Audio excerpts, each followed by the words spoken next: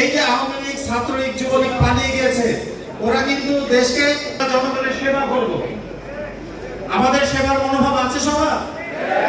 আমাদের আসলে আংশিক বিজয়, আমরা আংশিক বিজয় হয়েছি।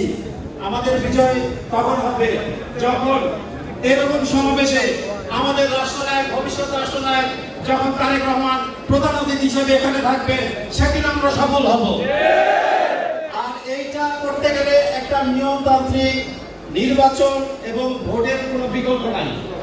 বাংলাদেশ জাতীয়তাবাদী দল বাংলাদেশে বর্তমান সময়ে এবং অতীতেও ছিল সবচেয়ে জনপ্রিয় দল। এই ক্ষমতার পট পরিবর্তন নির্ভর করবে একটা নিরপেক্ষ ভোটের অধীনে, একটা ভোটের মাধ্যমে। এই ভোট কি জোর করে নেওয়া যাবে? এই ভোট অর্জন করতে হবে মানুষের সেবা করে, সেবা বলে মনোভাব দেখিয়ে। আমার সাথে আজকে আপনারা জানেন মোটরসাইকেল শোভাযাত্রা বন্ধ করা হয়েছে। আপনারা জানেন আমরা এইভাবে এসেছি, মোটরসাইকেল শোভাযাত্রা নাই।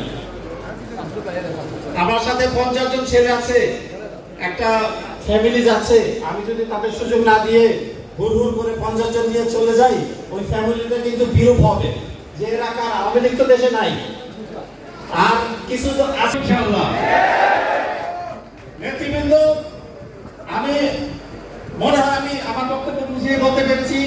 সংযত আচরণ করতে হবে, পাশাপাশি আমাদের দলীয় ভালো কাজগুলা আমরা যদি প্রত্যেকেই, এখানে যত নেতৃবৃন্দ আছে, আর আরেকটা বিষয় হচ্ছে এই মেসেজগুলো শুধু আপনাদের জন্য না,